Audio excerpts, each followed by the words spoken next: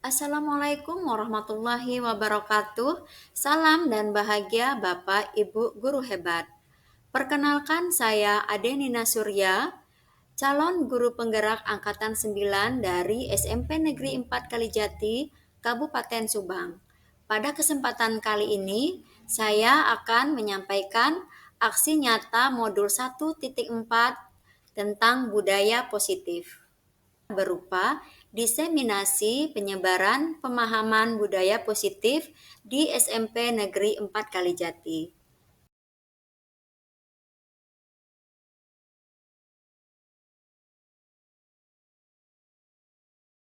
Assalamualaikum warahmatullahi wabarakatuh.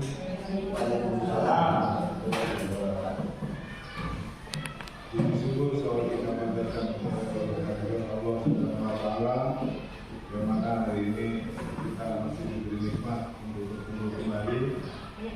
Sampai kita hadirkan ke junjungan kita Nabi Muhammad SAW. Semoga atas syafaatnya. Kemudian juga pada hari ini nanti ada sambutan dari kepala sekolah, dan selanjutnya nanti Basi akan memberikan materi yang berkaitan dengan penyebaran budaya positif di sekolah. Untuk itu kami persilakan kepala sekolah untuk memberikan sambutan. Assalamualaikum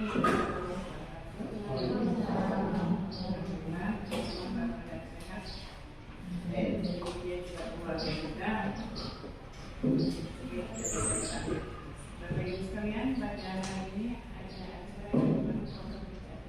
yang kita mensukseskan berbagai ibadah, yaitu tentang penerapan budaya positif pada anak-anak. Hal ini penting kan?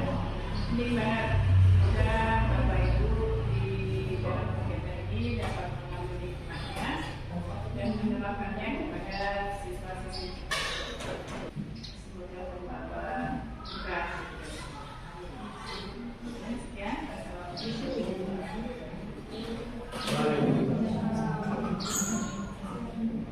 Untuk selanjutnya kita masuk saja pada materi yang akan disampaikan oleh Bu Adi. Berikut silakan Bu Adi. Assalamualaikum warahmatullahi wabarakatuh. Pertama, saya ucapkan terima kasih kepada rekan-rekan yang sudah hadir menyempatkan untuk kita berkumpul di sini dalam cuaca yang lumayan panas.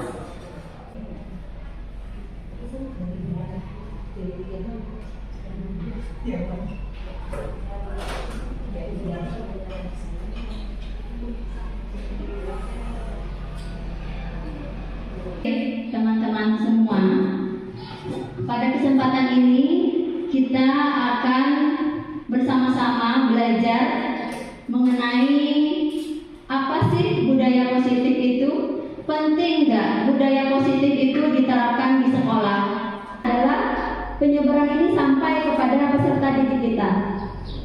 Oke Bapak Ibu, sebelum kita mulai, apa sih budaya positif itu? Ada yang mau memberikan pendapat? Mangga Pak Dian. Budaya positif adalah budaya yang diabaikan hingga saat ini. Oke, terima kasih Pak Dian, betul sekali. Silakan ada lagi Bapak Ibu. Betul sekali ya.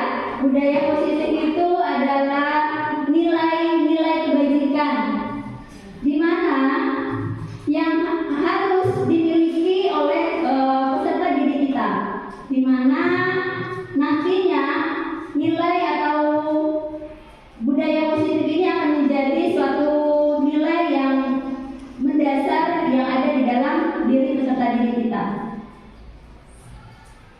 Nah, ini Bapak Ibu, apa sih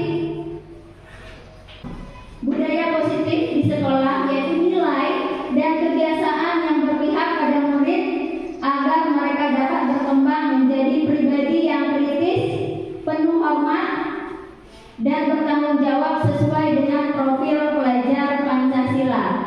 Oke, Bapak Ibu, masih ada nggak yang ingat profil pelajar Pancasila itu ada berapa?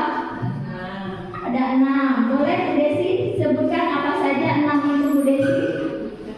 Mendiri, beriman dan bertakwa, berkompetisi, gotong royong, berwawasan global, dan dari Berkebinekaan global. Iya, betul sekali. Kita kasih tepuk tangan buat Bu Desi. Betul sekali. Jadi ada 6.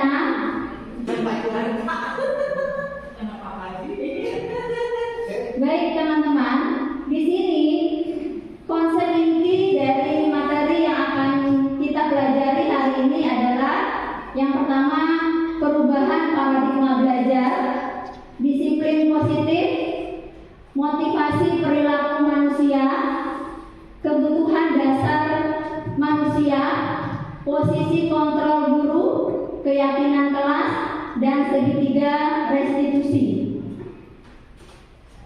Dari materi-materi ini kita akan membahas yang pertama, yaitu tentang perubahan paradigma belajar. Bapak Ibu pernah mendengar kata-kata ini enggak? Student center dan teacher center. Oke. Kira-kira menurut pemahaman Bapak Ibu, apakah itu pembelajaran yang masih berpusat pada teacher center atau student center? Ada yang mau ngasih pandangannya ke kita semua?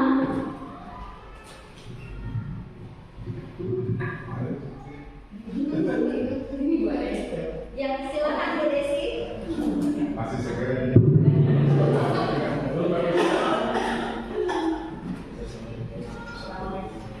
Assalamualaikum warahmatullahi wabarakatuh. Waalaikumsalam warahmatullahi wabarakatuh. Guru hanya sebagai fasilitator saja. Mereka yang banyak bergerak mulai dari berpikir, kemudian mencari sendiri dan sebagainya. Kalau dalam model pembelajaran PBL, mulai dari mereka mengenali, memahami sampai menemukan solusi dari permasalahan yang waktu itu atau waktu belajarnya sedang dipelajari. Itu tugas mereka dan guru hanya menyampaikan saja atau menjadi fasilitator. Untuk teacher center itu model pembelajaran yang model lama, ya, di mana pembelajaran waktu itu dikuasai atau lebih dominan itu guru, ya, guru yang lebih aktif daripada siswa. Contohnya dengan model ceramah. Ya, itu tentunya buat peserta didik atau buat siswa memang ada kelebihan dan kekurangannya. Tapi kalau harus dibandingkan dengan model pembelajaran sekarang yang dibutuhkan, itu sudah ketinggalan zaman, ya. Meskipun memang suatu saat kita perlu adanya metode ceramah, tapi hanya tadi sebagai fasilitator saja, ya. Jadi untuk metode atau teacher center ini diusahakan. Saya juga lagi belajar bagaimana caranya supaya siswa yang lebih aktif daripada saya, ya. Jadi sebenarnya guru itu tidak perlu capek, ya, hanya menyampaikan poin-poin saja. Apa sih tujuan yang mengajar kita hari ini? Ya, untuk selebihnya silakan diberikan kepada siswa. Ya, tergantung kreativitasnya mereka, atau yang itu boleh dengan prinsip pembelajaran berdiferensiasi. Mungkin itu akan lebih menyenangkan daripada dengan model pembelajaran teacher center. Menyampaikan poin-poinnya saja, silakan siswa yang bekerja daripada teacher center. Itu saja. Terima kasih Pak Desi. Terima kasih Bu Desi. Kasih tepuk tangan buat Bu Desi.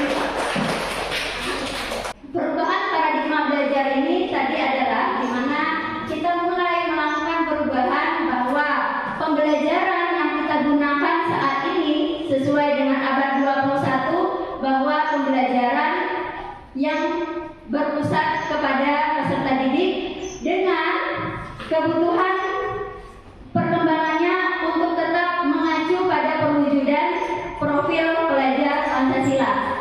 tadi sudah disampaikan oleh teman kita.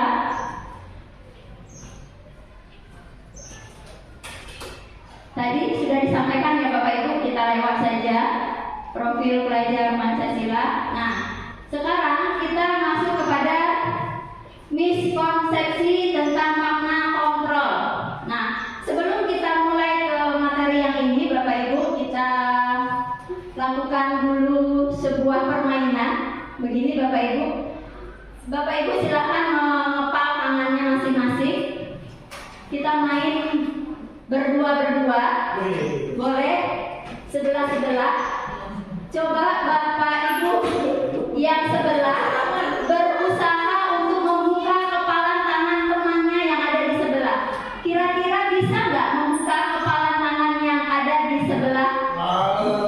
Membuka kepalan tangan temannya yang ada di sebelah.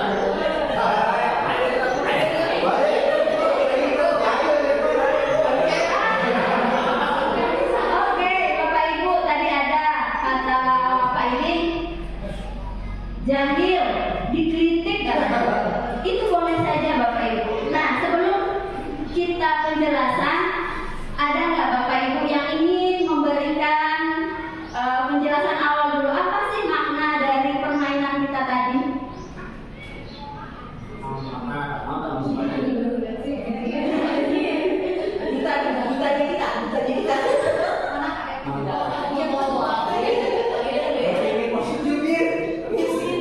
Berpikir positif, oke baik. Ada lagi Bapak Ibu? Mencari akar permasalahannya. Mencari akar permasalahan, baik. Ada lagi Bapak Ibu?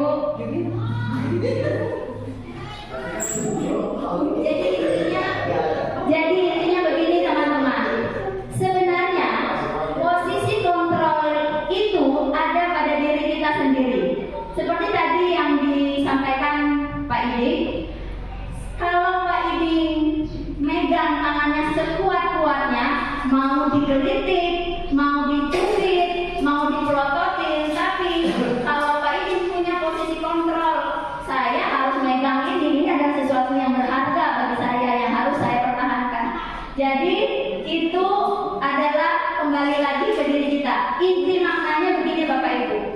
Jangan kita menyalahkan lingkungan. Saya seperti ini karena bergaul dengan si itu. Itu tidak ada sebenarnya. Karena semuanya itu adalah kembali lagi kepada posisi kita yang sebagai pengontrol diri kita sendiri. Dan untuk Pak Yudi tadi, boleh-boleh saja kita kan hanya mengajak atau menggelitik. Tadi itu adalah tekniknya orang untuk mengajak sesuatu, baik itu mengajak ke perbuatan yang baik ataupun mengajak ke perbuatan yang kurang baik. Oke, kita kembali lagi ke materi kita tentang ilusi guru mengontrol murid. Jadi sebenarnya teman-teman, bahwa guru itu bisa mengontrol peserta didiknya itu sebenarnya hanyalah ilusi saja. Karena sebenarnya kita sebagai guru tidak bisa mengontrol peserta didik kita. Tapi ketika kita menyuruh peserta didik melakukan sesuatu, misalnya mengerjakan PR, itu bukan berarti kita mengontrol dia. Tapi ada keinginan di dalam hatinya dia mau mengerjakan tugas. Dan ada juga keinginan dia tidak mau melakukan tugas. Nah, nanti kita akan mempelajari di slide berikutnya apa kebutuhan dasar dari peserta didik kita, kenapa dia nggak mau ngerjain tugas. Jadi intinya begitu ya Bapak Ibu. Sebenarnya guru mengontrol murid itu hanyalah sebuah ilusi. Jadi sebenarnya tidak, karena yang bisa mengontrol diri mereka itu adalah mereka sendiri. Dan kita sebagai guru nanti yang akan membangun motivasi intrinsik mereka. Dan yang kedua, ilusi bahwa semua penguatan positif, efektif dan bermanfaat. Nah, ini maksudnya bagaimana? Apa ada dari teman-teman yang mau menanggapi kategori yang nomor 2? Ilusi bahwa semua penguatan positif, efektif dan bermanfaat. bermanfaat. Jadi begini Bapak Ibu, ketika Bapak Ibu menyuruh anak untuk mengerjakan sesuatu, ini ya yang penguatan positif, misal seperti tadi kita menyuruh anak murid kita untuk berpakaian rapi, itu adalah penguatan yang positif, benar tidak? Terus efektif atau bermanfaat nggak untuk anak didik kita? Nah, maksudnya begini, ketika kita melakukan penerapan positif di sekolah, itu belum tentu bermanfaat bagi peserta didik kita, belum tentu efektif bagi peserta didik kita. Mungkin saja dia tidak bisa berperilaku rapi itu karena kondisi keluarganya seperti apa. Dan mungkin bisa kita lakukan itu, misalnya kalau siswa kita yang bajunya kucel kita beliin, mungkin bisa.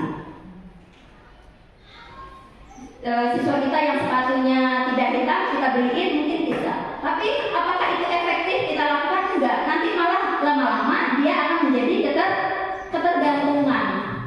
Jadi bahwa semua penguatan positif yang bisa kita lakukan sebagai guru yang efektif dan bermanfaat itu terkadang bisa menjadi sebuah ilusi, belum tentu. Dan yang ketiga, ilusi bahwa kritik dan membuat rasa bersalah mampu menguatkan karakter. Nah, sebenarnya begini Bapak Ibu, kalimat yang di sini membuat rasa bersalah mampu menguatkan karakter itu sebenarnya adalah ilusi. Tidak seperti itu. Contohnya begini, terkadang kita menyampaikan begini, kok kamu belajarnya gak pernah serius ya pas pelajaran ibu, kamu gak kasihan sama ibu udah capek-capek menerangkan. Nah itu adalah kita sebagai menerapkan kalau anak itu membuat peserta didik menjadi merasa bersalah. Nah kata-kata itu memang lembut, tapi ini lebih tajam daripada kita sekedar menghukum. Kalau kata-kata ini yang lembut tapi mengkritiknya secara lembut tapi tajam, nah itu akan terbawa sampai mereka nanti sudah dewasa. Terus yang keempat, ilusi bahwa orang dewasa memiliki hak untuk memaksa. Jadi semua itu hanyalah ilusi Bapak Ibu. Kita orang dewasa, kita orang tua bisa memaksa anak untuk berbuat sesuatu sesuai dengan kehendak kita. Itu semua ilusi. Anak-anak sekarang tidak bisa kita perlakukan seperti itu. Nanti akan timbul sesuatu pemberontakan yang akan lebih besar lagi di dalam diri putra-putri kita. Jika kita lebih menyampaikan, oh ini loh orang tua kamu yang sudah melahirkan kamu, itu adalah sebuah kata-kata yang tidak bijak sekali.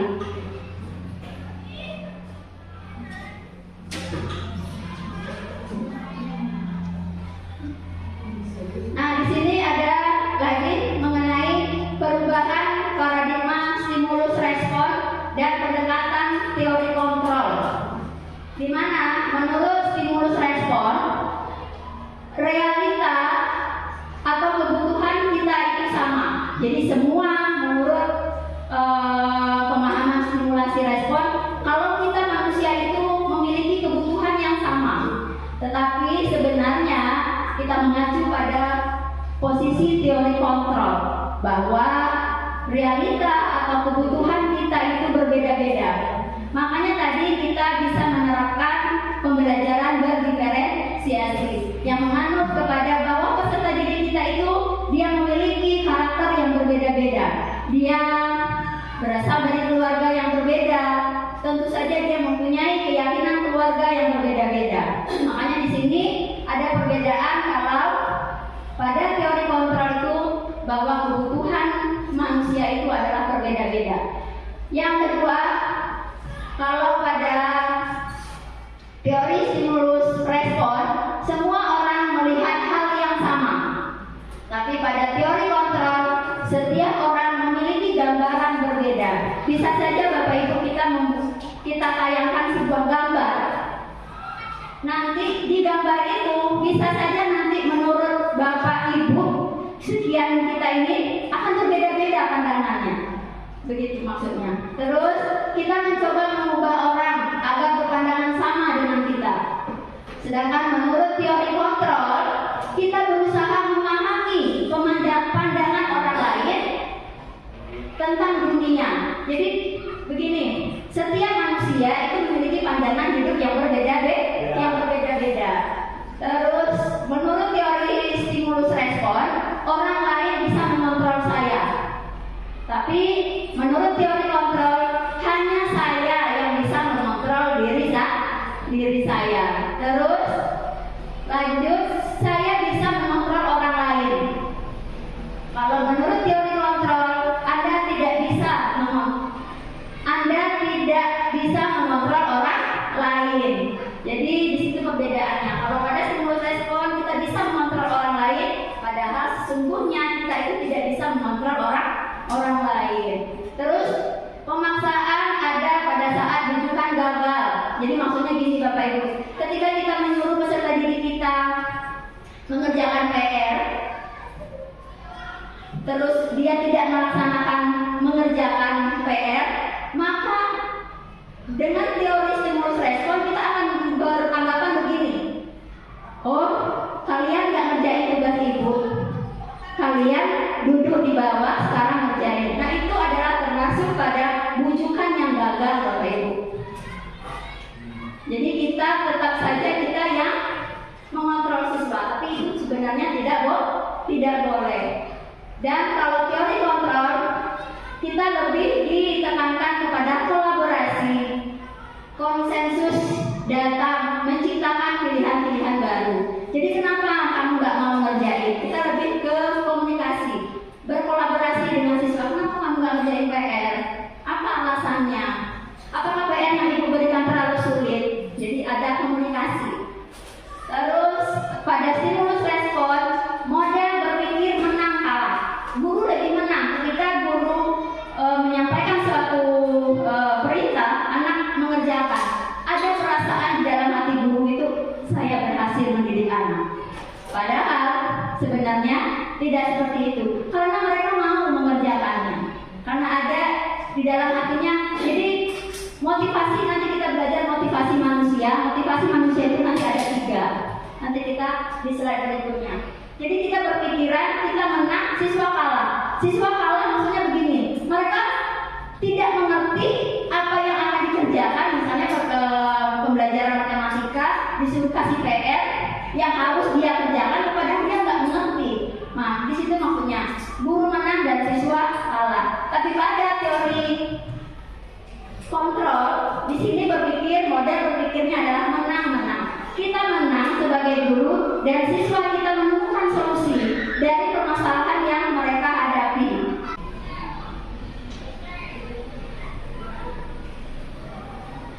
Sekarang kita masuk ke slide berikutnya tentang disiplin positif, di mana disiplin itu berasal dari kata disiplin atau yang artinya adalah belajar.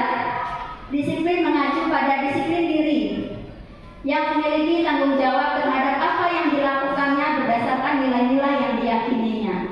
Jadi memang siswa itu kita harus menuntun mereka untuk melakukan suatu perubahan di mana keyakinan itu timbul dari dalam dirinya, sehingga akan timbul tanggung jawab. Contohnya begini Bapak Ibu, misal kita mau pergi ke Subang, kita mengendarai motor.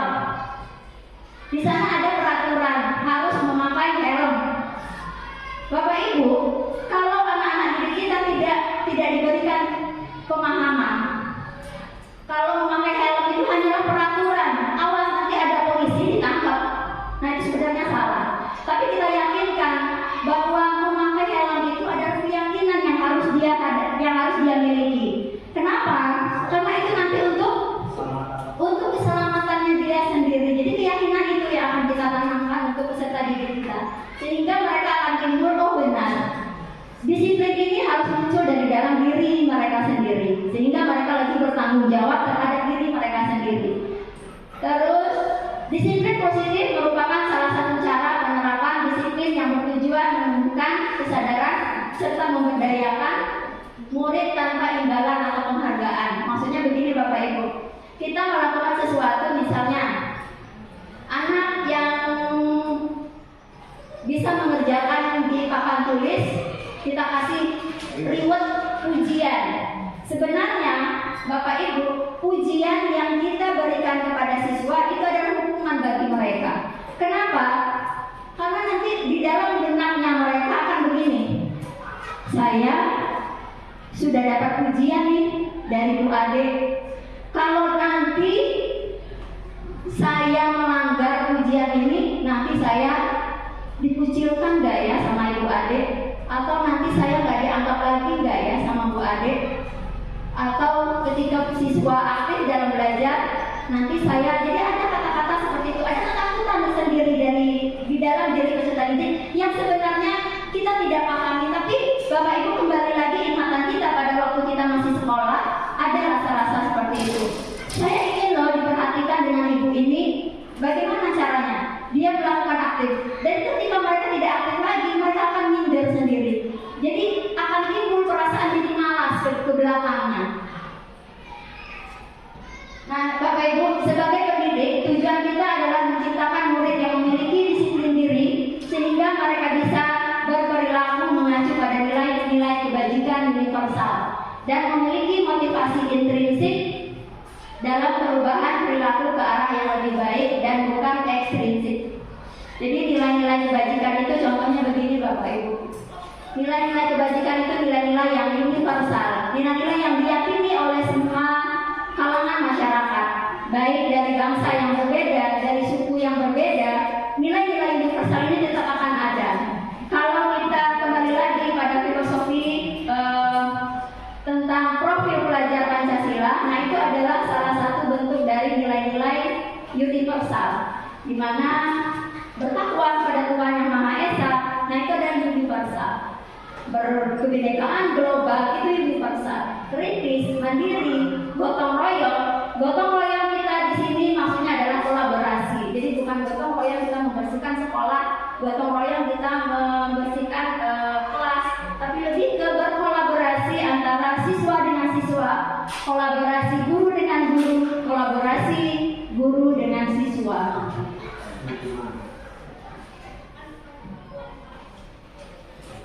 Nah, di sini Bapak Ibu, sebenarnya yang tujuan utama dari sini adalah peserta didik. Namun, bagaimana kita agar memberikan dampak kepada peserta didik itu?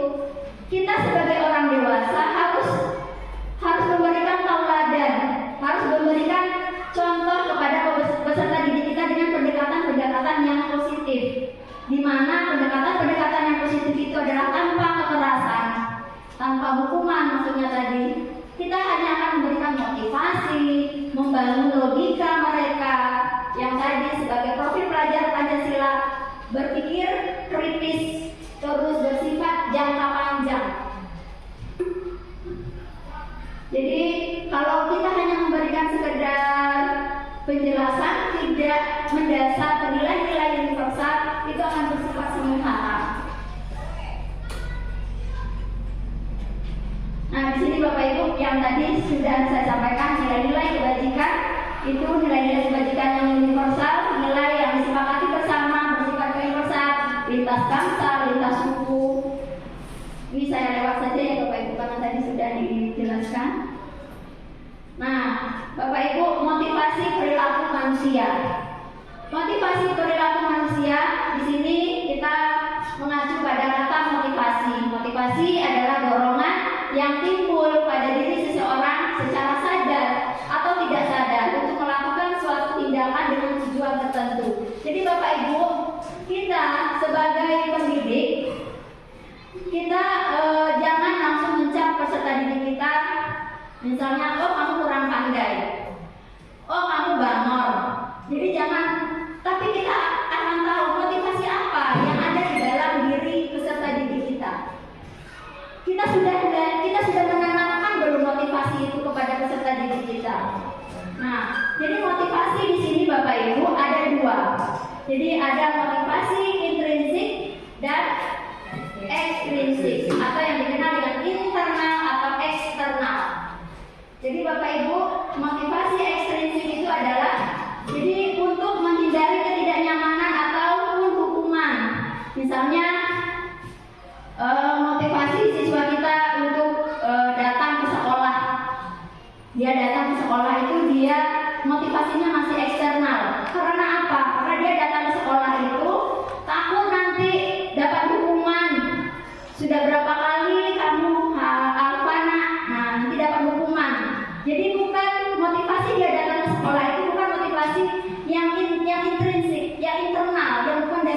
dirinya.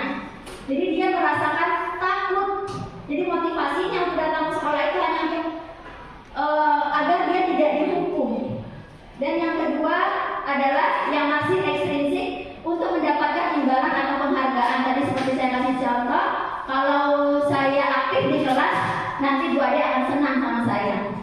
Nanti Bu Ade akan memberikan saya nilai yang baik. Nah, itu adalah motivasi eksternal, motivasi yang masih berada di luar. Tetapi Bapak Ibu, yang akan kita terapkan di sekolah kita mudah-mudahan yaitu adalah motivasi intrinsik. Motivasi yang ada di dalam diri peserta didik sehingga mereka akan memiliki tanggung jawab terhadap dirinya sendiri, sehingga mereka mempunyai nilai-nilai yang mereka percayai. Misalnya gini Bapak Ibu, kita sholat, Tuhan itu ada. Kalau orang yang tidak meyakini, dia akan bilang mana Tuhan. Nah, tapi ketika kita mulai meyakini Tuhan kita itu ada, Tuhan kita itu maha melihat. Dan ketika kita sholat, kita takut ketika waktunya sudah waktu sholat, kita akan melaksanakan sholat karena Tuhan kita maha melihat. Nah, mudah-mudahan kita bisa menanamkan motivasi intrinsik yang ada di dalam diri kita. Saya datang ke sekolah adalah tanggung jawab saya sebagai peserta didik. Saya mengerjakan pelajaran PR, mendengar penjelasan dari Bapak Ibu guru, itu adalah tanggung jawab saya.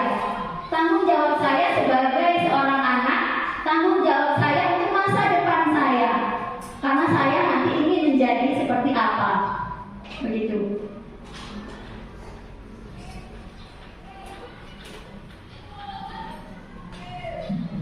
Nah, di sini Bapak Ibu ada kata hukuman, konsekuensi, dan restitusi. Mungkin kata-kata yang nomor 2, hukuman itu sudah terbiasa untuk kita ya Bapak Ibu. Yang kedua, konsekuensi mungkin lebih jarang. Tapi untuk restitusi ini adalah kalimat baru. Saya juga baru mempelajari dan baru mendengar kata-kata restitusi ini ketika mempelajari modul 1.4. Jadi di sini ada identitas gagal, itu adalah hukuman. Contoh, hukuman ini begini Bapak Ibu.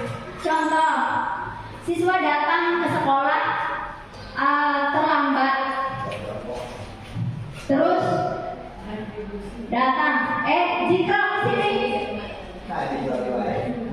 Yang tadi aja bukan. Jikro kenapa kok baru datang Jikro? Kamu lari keliling. Nah, itu adalah bersifat hukuman Bapak Ibu. Kenapa bersifat hukuman? Karena tidak terencana, tiba-tiba. Siswa tidak tahu kalau dia terlambat ke sekolah, dia akan mendapatkan hukuman apa.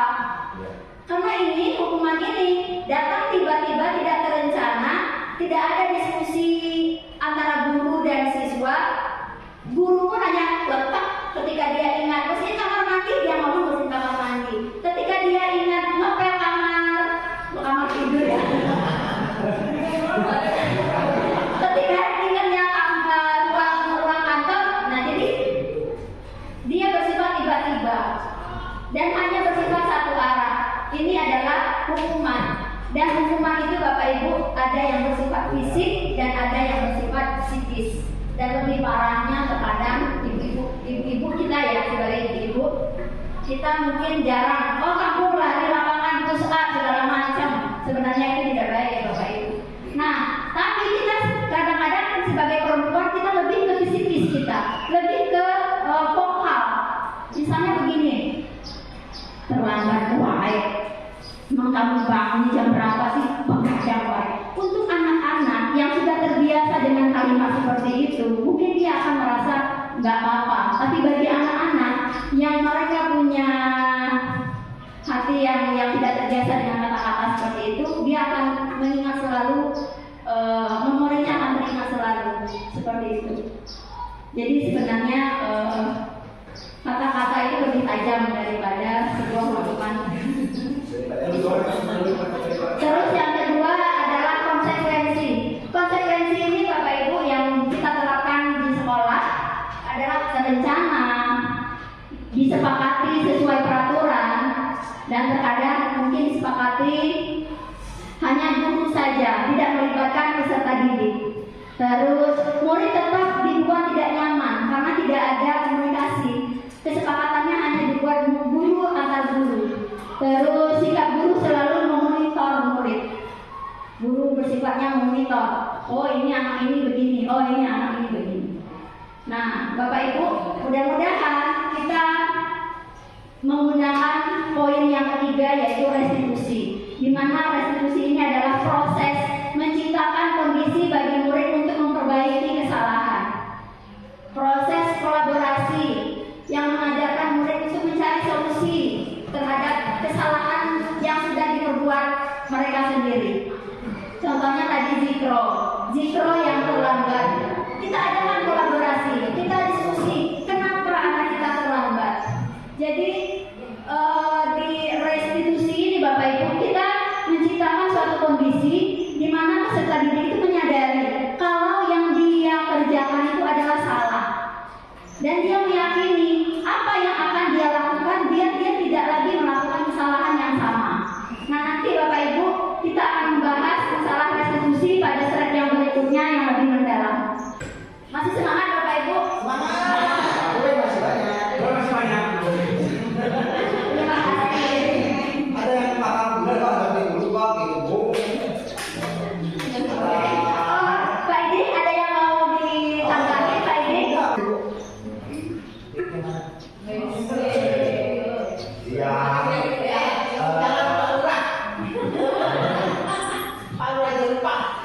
Assalamualaikum warahmatullahi wabarakatuh. Iya. Pertemuan ya saya depan, woi Pak Ibu mantap. Aturannya begini, artinya dengan kekerasan. Tapi di satu sisi bukan kekerasan, dengan aturan yang keras gitu ya. Bukan dengan keras. Nah, ya itu kan belum sampai ke situ. Itu mah kondisi itu bagaimana. Tapi ini merupakan pemecahan apa ya maksudnya kita dibicarakan karena emang berhubungan dengan hukuman. Nah, karena situasi daerah, maaf lama duduk sedikit. Ini karena mungkin di suatu daerah. Saya kemarin di SMP 3 beda dengan situasi di SMP 4 karena situasi tadi SDM di lingkungan setempat sudah baik. Bagaimana kenakalannya, bagaimana kegiatan sehari-harinya, termasuk bapak dan ibu. Bagaimana di lingkungan ini, ya ini merupakan tanggung jawab bapak dan ibu guru bagaimana supaya kita memberikan suatu statement atau aturan yang lebih positif lah, ya. Ya, sebentar Pak Yudi. Mumpung masih ada air masih banyak. Ya mungkin ini hanya sebagai keluh kesah saya aja ya. Beda dengan dokter. Dokter mah sikat gigi rutin tiap hari. Siap biar tidak biar tidak sakit gigi. Tapi di saat si pasiennya tidak sikat gigi dihukum tidak. Nah ini lalu. Jadi keluh kesah bapak dan ibu guru di sini mungkin bagi saya adalah jadi ngerasa riskan, bimbang, bingung. Tapi ya mudah-mudahan dengan hanya pembekalan yang sekarang mungkin bapak saya terutamanya menjadi masukannya. Mungkin itu saja. Terlalu lama sudah mungkin Pak Yudi sudah lama saja. Oke, terima kasih Pak Yudi. Assalamualaikum warahmatullahi wabarakatuh. Waalaikumsalam warahmatullahi wabarakatuh. Jadi ini kita kembali ke modul saya 1.1 ya. Pak Idi mau pergi? Ada. Jadi modul 1.1 itu kita belajar tentang filosofi Ki Hajar Dewantara. Di mana Ki Hajar Dewantara itu filosofinya adalah tujuan pendidikan itu adalah menuntun segala kodrat yang ada pada diri anak. Yang jadi kita sebagai guru itu di sana tidak menuntut, tapi kita di sini menuntun. Jadi di filosofi Ki Hajar Dewantara itu seorang guru itu Pak Ibu diibaratkan dengan seorang petani Pak Ibu. Maksudnya gini Bapak Ibu, kita seorang petani itu adalah sebagai guru dan murid kita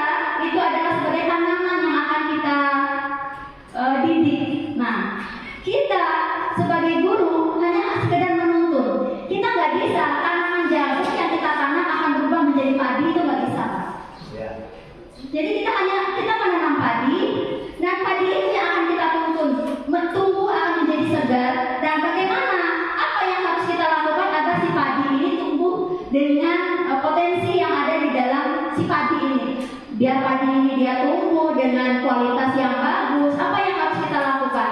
Ya, yaitu tadi kita harus mendidiknya dengan cara menuntun, kita ngasih pupuk yang bagus, lahan yang bagus. Nah, seperti itu. Jadi Bapak Ibu, mudah-mudahan kita sebagai seorang petani tidak menyalahkan padi.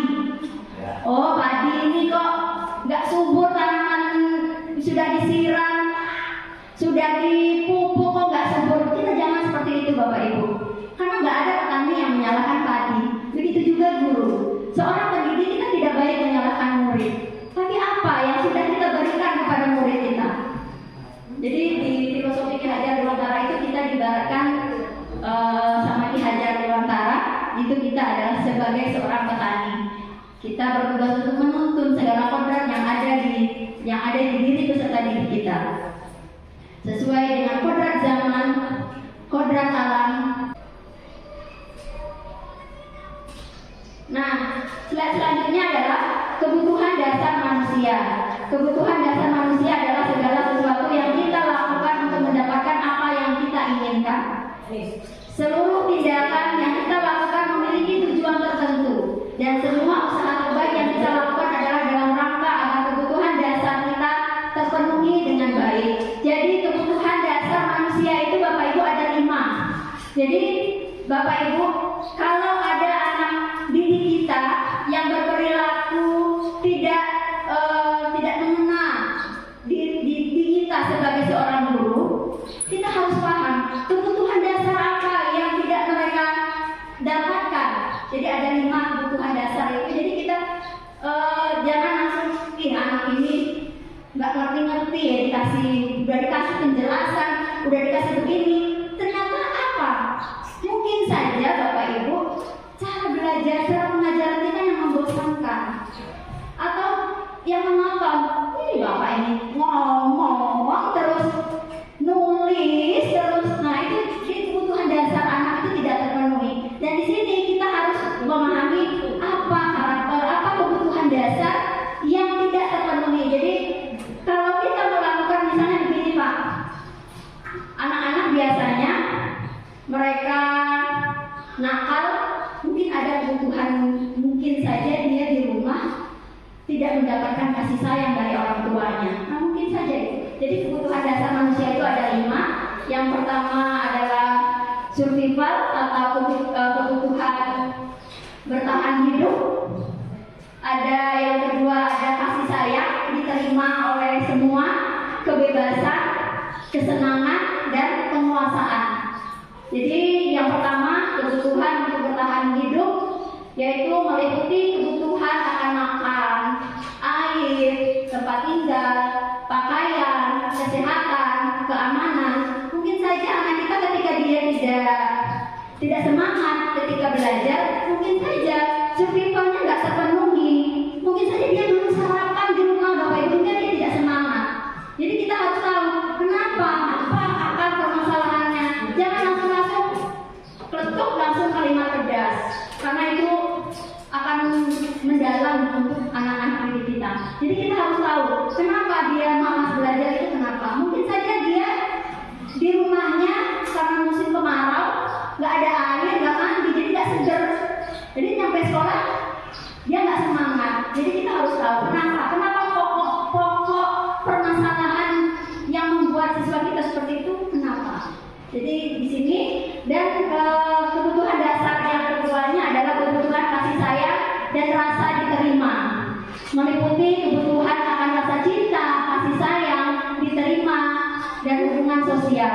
Jadi maksudnya begini Bapak Ibu, mungkin saja dia, kemarin saya masuk ke kelas 7A, itu anak itu nggak mau diam, ketik sini. Begitu saya panggil, ternyata setelah kita melakukan pendekatan, anak ini Bapak Ibu dia punya adiknya kembar TK, dan orang tuanya hanya fokus ke adik kembarnya. Dia nggak dapat perhatian dari orang tuanya. Nah, mungkin dia berlaku itu karena dia ingin mendapatkan kasih sayang dari kita sebagai seorang guru. Dan kita sebagai seorang guru, apakah kita harus memberikan kasih sayang seperti itu? Boleh Bapak Ibu. Kasih sayang yang kita berikan itu, kasih sayang yang kita berikan kepada anak kita di rumah, sebaiknya sama kasih sayangnya yang kita berikan kepada anak-anak didik kita yang ada di sekolah. Terus yang ketiga adalah kebutuhan kebebasan. Di mana kebutuhan kebebasan ini meliputi kebutuhan akan otonomi, pilihan, kontrol atas kehidupannya sendiri. Begini Bapak Ibu, ketika anak-anak kita sedang belajar, kita kasih materi, mencatat, menerangkan, mencatat lagi. Ketika mereka berulang-ulang mencatat, menerangkan, bahkan kebanyakannya mencatat, di situ mereka tidak merasa ada kebebasan, tidak ada pilihan. Nah, itu dia akan merasa boring. Jadi enggak, pelajarannya bosan. Boring. Jadi jenuh. Betul. Jenuh pelajarannya. Jadi kebebasan yang dia biasanya aktif, yang dia pengen ketika akan ada guru lain yang lebih aktif, dia menggunakan pembelajaran yang interaktif di kelas, menanya peserta didik apa yang sudah kamu baca. Dan ketika dengan si ibu-ibu ini ternyata enggak, menerangin catat. Dan ketika ditanya anak-anak ada pertanyaan, ya ada, sudah dijelaskan. Itu cara buku sampai habis. Iya betul Pak ya, catat buku sampai habis. Nah itu adalah kebebasan dia untuk terkadang anak ini Bapak Ibu, kita celesuk aja sedikit sesuatu. Jadi pertanyaan yang kita berikan itu jangan berat-berat Bapak Ibu. Pertanyaan yang kita berikan jangan berat-berat. Kalau berat nanti mereka, wah ibu saya aja udah berat Bu. Jadi pertanyaan yang kita berikan itu yang sekiranya mereka bisa menjawab. Tapi dari pertanyaan yang tadi awalnya itu kita tambahin lebih lagi pertanyaan yang menjurus ke suatu pertanyaan dari tujuan pembelajaran kita. Jadi awalnya jangan langsung pertanyaannya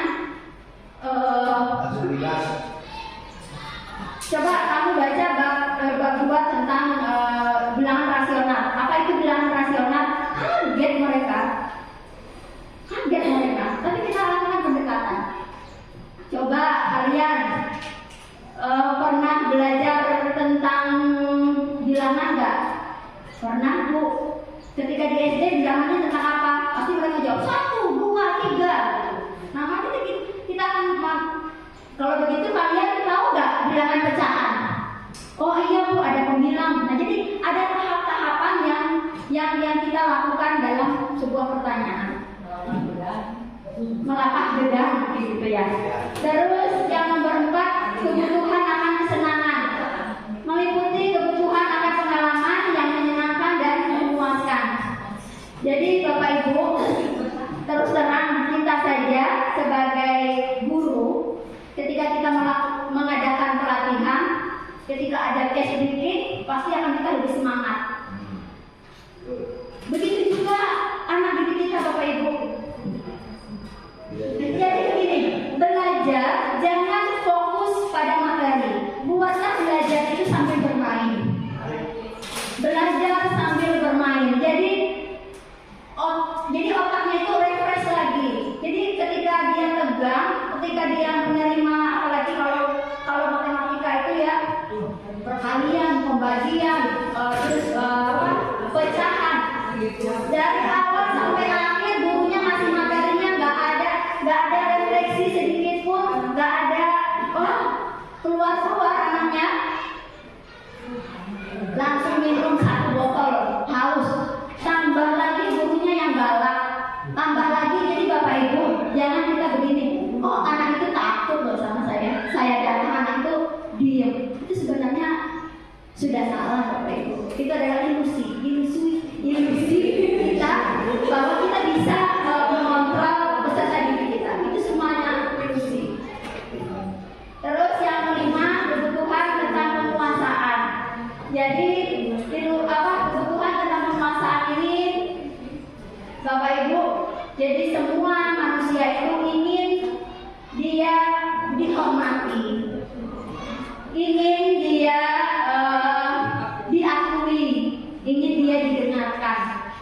Jadi Bapak Ibu, ini sifat atau kebutuhan dasar manusia ini bukan hanya ada pada diri peserta didik kita, tapi juga pada setiap manusia. Kita juga begitu Bapak Ibu. Kita ada rasa ingin dihormati, kita ada juga rasa ingin diakui. Nah, jadi dihargai. Jadi kita itu Bapak Ibu mendidik manusia. Yang kita didik itu manusia. Jadi memanusiakan manusia itu berat loh Bapak Ibu. Berbeda dengan pekerja kantoran.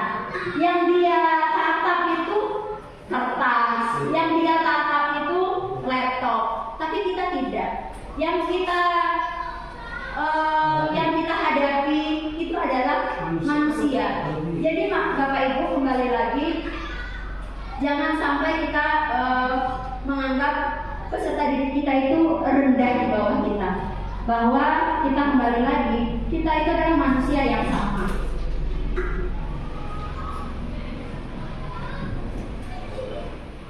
Nah, di sini ada lagi materinya, 5 posisi kontrol seorang guru. Ada yang tadi namanya penghukum, pembuat merasa bersalah, teman, pemantau, manajer. Dari kelima ini, kira-kira posisinya Bapak Ibu guru sebagai apa?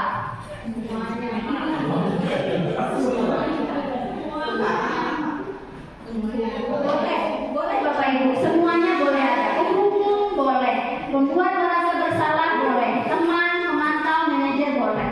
Boleh dicontohkan seperti apa? Ada guru sebagai tempat curhatan anak. Boleh, silakan. Mana? Pak, punten kasih ke Pak. Ya, silakan Pak.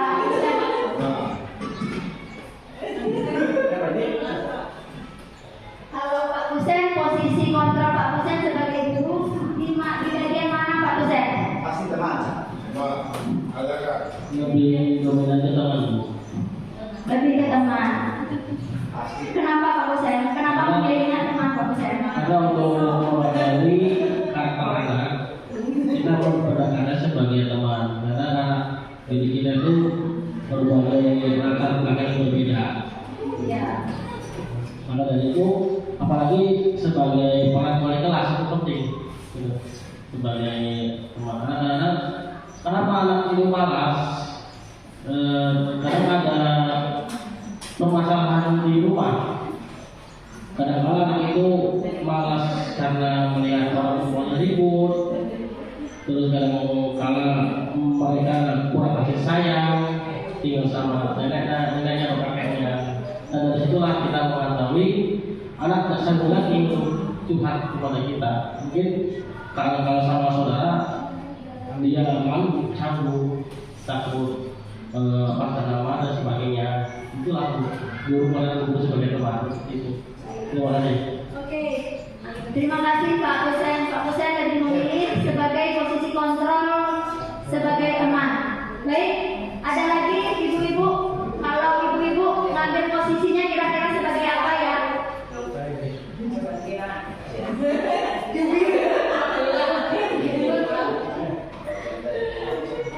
Oke, Bapak Ibu, kita lihat ya.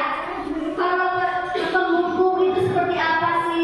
Nah, ini Bapak Ibu, saya buat sebuah kasus contoh penerapan 5 posisi kontrol, di mana kasusnya murid tidak memakai atribut lengkap saat upacara bendera. Karena ini sering sekali kita di sekolah setiap hari Senin masih aja. Kenapa Pak Husen? Itu sebenarnya motivasi intrinsiknya itu tidak kita bangun. Ya, mudah-mudahan nanti kita bisa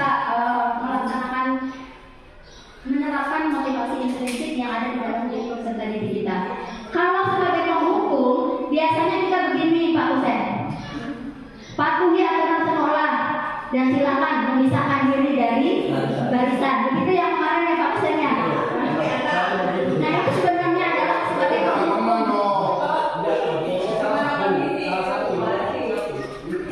Bukan sama semuanya, Boleh salah satu, boleh salah dua, boleh salah tiga. Karena posisi kontrol boleh saja. Nah, ini sebagai itu walaupun kita hanya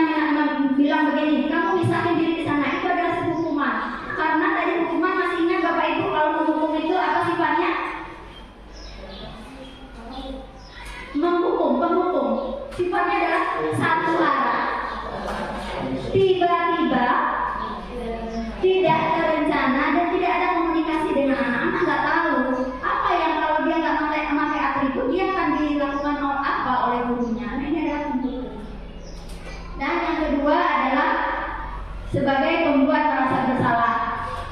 Berapa kali ibu harus bilang sama kamu, ibu kecewa sekali sama kamu.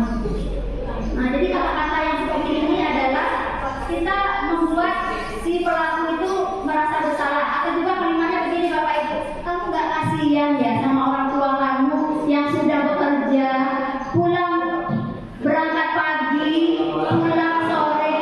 Nah, itu adalah posisi kontrol kita sebagai pembuat merasa bersalah. Kita buat siswa itu merasa bersalah. Sebenarnya itu tidak baik, Bapak Ibu.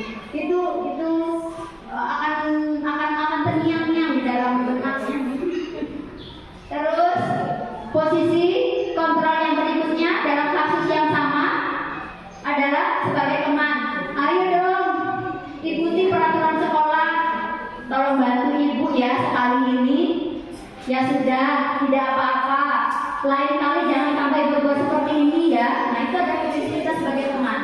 Posisi teman kita akan bersifat memaafkan. Siswa melakukan kesalahan, kita lakukan pemaafan. Jadi itu kan sifat itu akan membuat siswa lebih tergantung kepada seorang guru. Ketika misalnya di sini guru kita memposisikan dirinya sebagai teman, begitu dia dimarahin oleh guru yang lain, dia akan datang mengadu ke guru yang dianggapnya sebagai teman. Dan ketika si guru yang dianggapnya sebagai teman tidak masuk, dia akan ada merasa kehilangan. Karena dia di situ dia memposisikan dirinya itu ketergantungan dengan guru itu.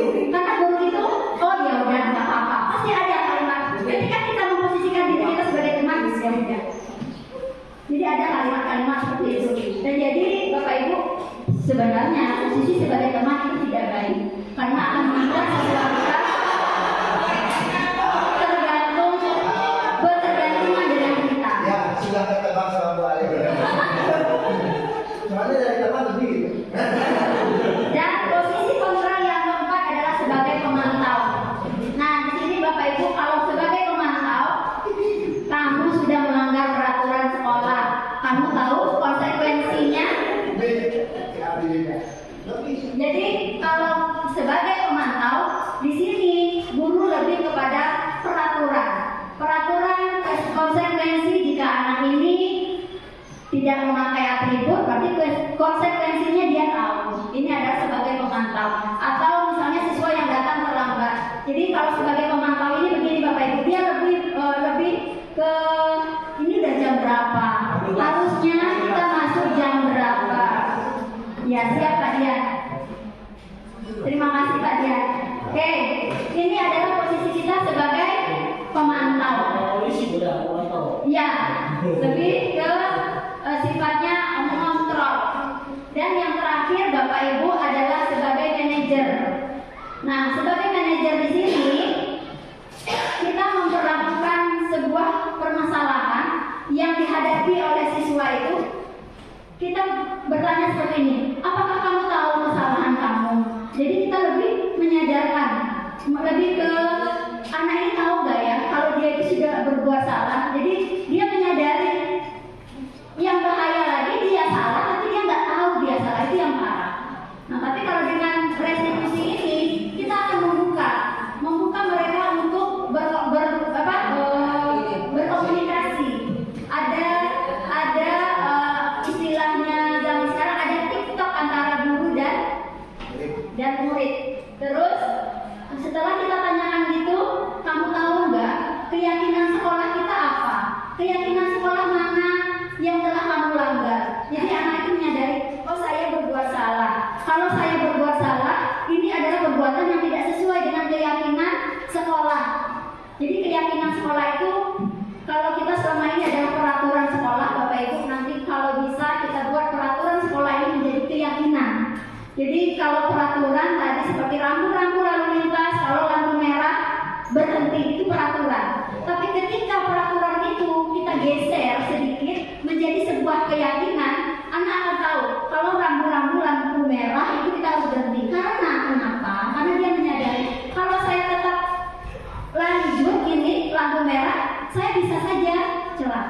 Jadi ada keyakinan. Jadi Bapak Ibu nanti mudah-mudahan ke depannya kita memposisikan diri kita sebagai manajer, di mana kita mencari solusi permasalahan bersama-sama dengan peserta didik, dan mereka sendiri yang mengetahui kesalahan mereka, mereka sendiri yang menyadari kesalahan mereka, mereka sendiri yang mencari solusi apa yang mereka akan ambil. Contohnya begini Bapak Ibu, ketika anak kita datang terlambat, zikro lagi ya, maaf. Zikro, kenapa kamu terlambat? Saya datang ke Zikro. Zikro, sini nak. Ibu lihat Zikro dari tadi nggak ada dan Zikro baru datang. Kira-kira jawaban Zikro apa?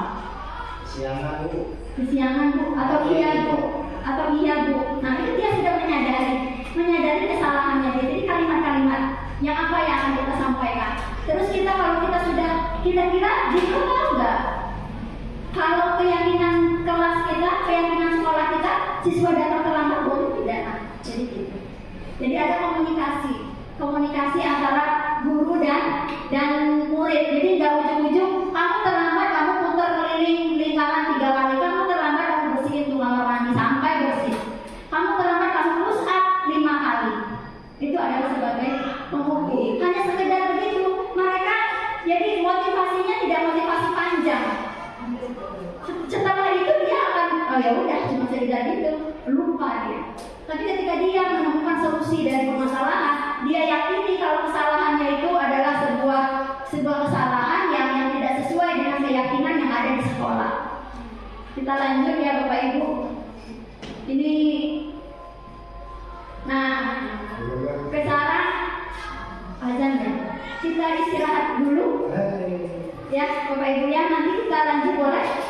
Karena ini materinya modul 1.4 ini lumayan banyak yang harus disampaikan. Karena gini loh Bapak Ibu, walaupun nanti kurikulum kita berubah, mau nanti tetap akan menjadi kurikulum 13, mau tetap nanti menjadi kurikulum merdeka, posisi atau budaya-budaya positif yang 6 tadi itu akan tetap akan sangat bermanfaat kalau kita sebagai guru memahaminya. Gitu. Oke, itu wabillahi taufiq wal hidayah. Assalamualaikum warahmatullahi wabarakatuh. Waalaikumsalam. Udah sholat zuhur ya, udah seger. Oke, Bapak Ibu masih ingat gak ya? Tadi itu kalau kata-katanya seperti ini kira-kira posisi kontrol kita sebagai apa Bapak Ibu? Kata-katanya begini. Saya kecewa sekali dengan kamu. Kira-kira ini pembuat merasa bersalah. Kita lihat ya. Iya, pembuat merasa bersalah. Oke, lanjut.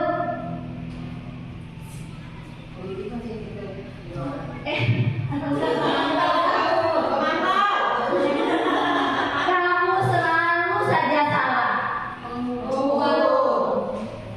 Pemukul atau pembuat merasa bersalah?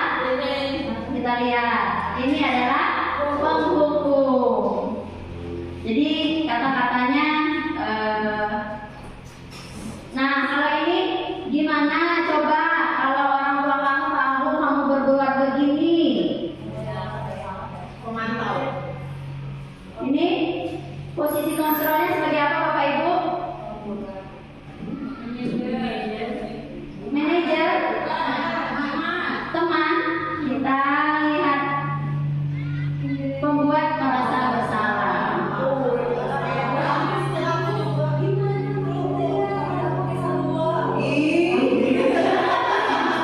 Ya, kalau yang ini ya sudah, hal ini tidak apa-apa. Nanti kita bereskan. Ya.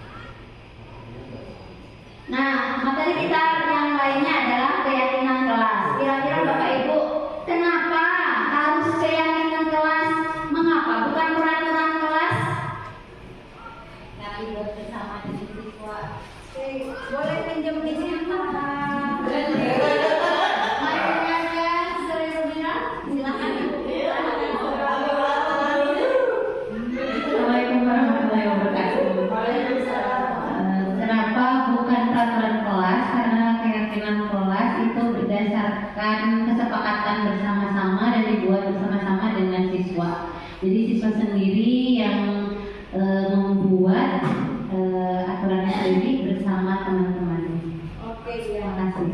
Ya, betul sekali. Terima kasih Bu Ina. Ada yang mau menambahkan? Silakan Bu Is.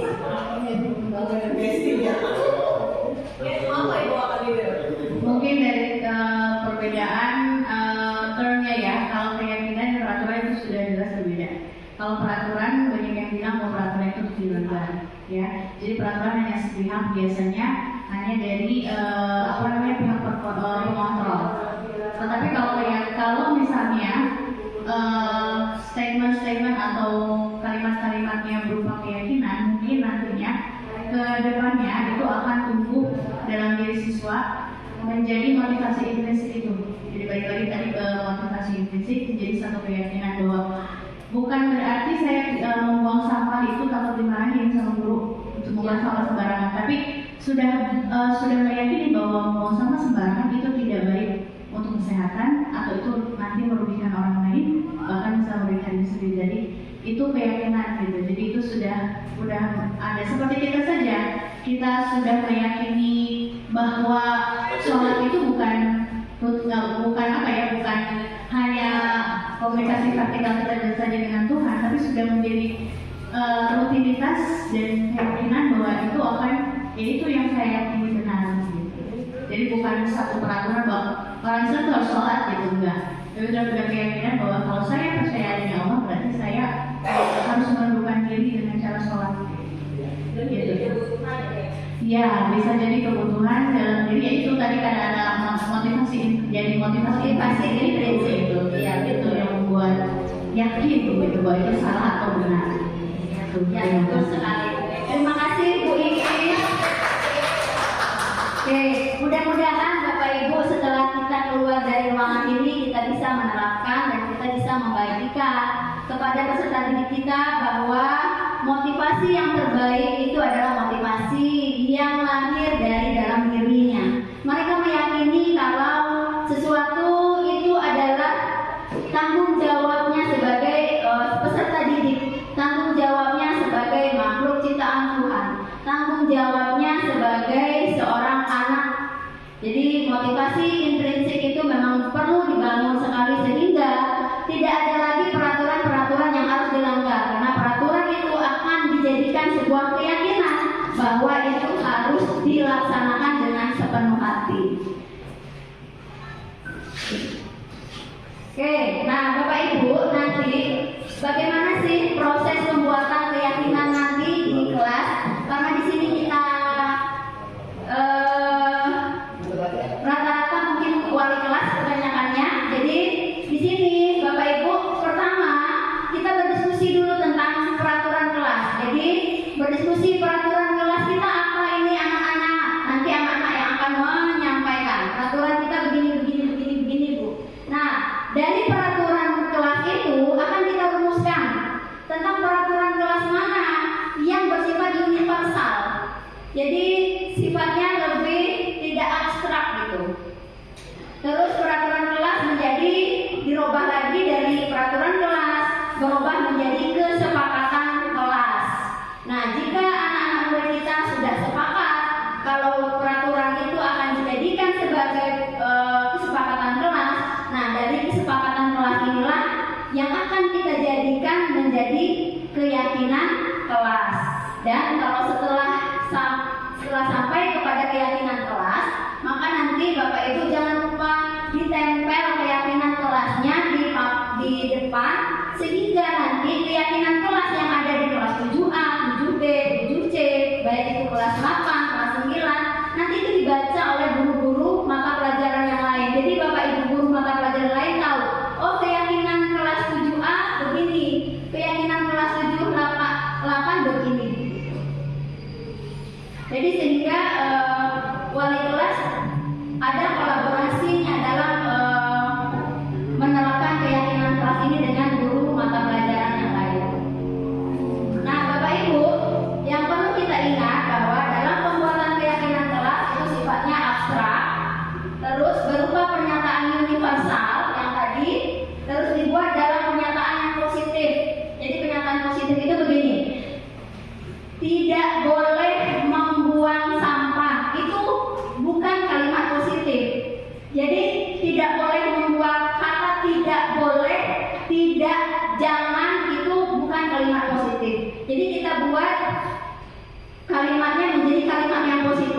Misalnya begini, tidak boleh membuang sampah, buanglah sampah pada tempatnya. Kebersihan sebagian dari iman. Terus sesuaikan dengan kondisi kelas atau sekolah agar keyakinan ini mudah diterapkan. Terus dalam pembuatan keyakinan kelas atau sekolah, libatkan semua yang ada di kelas. Kalau yang ada di sekolah, libatkan semua yang ada di sekolah. Jadi nanti seandainya kita bisa menerapkan keyakinan sekolah di sekolah kita, ketika kita membuat keyakinan sekolah, kita bisa mengundang peserta didik, boleh semuanya atau setengah dari per kelas kita buat menjadi keyakinan sekolah. Jadi kita kalau di keyakinan itu, kalau anak begini berarti konsekuensinya mereka begini. Jadi nanti apapun yang mereka langgar, mereka sudah tahu, oh kalau saya melanggar ini berarti saya punya konsekuensinya begini. Dan mudah-mudahan keyakinan kelas ini setelah mereka yakin, mereka tidak melanggar lagi. Contoh keyakinan kelas yang bisa di ini, contohnya begini: bekerja sama menjaga kebersihan kelas, menjaga dan meletakkan barang pada tempatnya, mengerjakan tugas tepat waktu, saling peduli, menghargai dan membantu sesama. Ini adalah bentuk kata-kata keyakinan kelas yang bisa Bapak Ibu buat nanti bersama, berkolaborasi dengan peserta didik. Jadi tadi benar ya yang disampaikan oleh Ibu Pina dan Bu Iis, kalau keyakinan kelas itu dibuat secara bersama, dibuat berkolaborasi antara guru dan murid. Jadi di sini guru hanya bersifat fasilitator, anak guru hanya membimbing. Kira-kira peraturannya apa? Dari peraturan kita ubah lagi.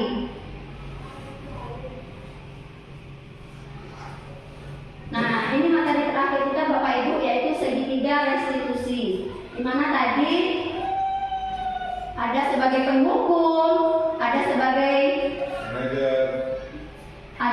penghukum,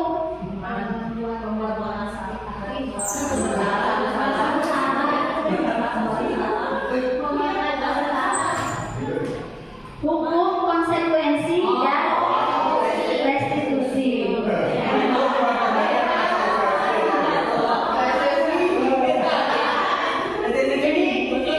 Segitiga restitusi adalah suatu proses dialog yang dijalankan oleh guru dengan murid agar dapat menghasilkan murid yang mandiri dan bertanggung jawab.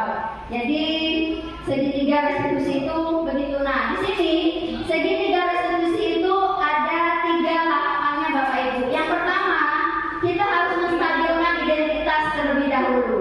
Setelah kita menstabilkan identitas, baru kita validasi tindakan yang salah.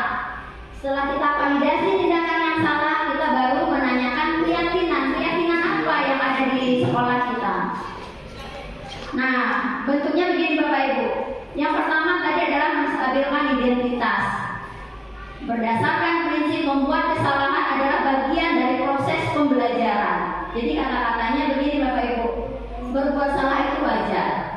Jadi di sini kita berikan penguatan. Jadi kita kasih motivasi dulu ke anak. Jadi jangan langsung begitu anak waktu bikin salah kita langsung bikin mereka merasa terpuruk. Nah, kalau pada restitusi kita berikan penguatan kepada mereka. Berbuat salah itu adalah hal wajar. Atau Bapak Ibu juga dulu pernah loh melakukan kesalahan. Jadi kalimatnya seperti itu. Tidak ada manusia yang sempurna. Bapak Ibu tidak mau mencari siapa yang salah, tapi ingin mencari solusi dalam permasalahan. Kamu berhak merasa begitu. Jadi kalimat-kalimatnya seperti itu. Kalimat-kalimat yang membangun. Jadi walaupun kita tahu anak itu berbuat salah, tapi kita yakinkan semua manusia itu pasti berbuat salah. Tidak ada manusia yang sempurna. Bapak Ibu juga dulu sama seperti kamu pernah juga melakukan kesalahan. Nah, ini adalah menstabilkan identitas. Dan yang kedua, validasi tindakan yang salah. Setelah kita berikan penguatan, lalu kita validasi. Nah, ini berdasarkan prinsip setiap perilaku berupaya memenuhi suatu kebutuhan tertentu. Jadi Bapak Ibu, setiap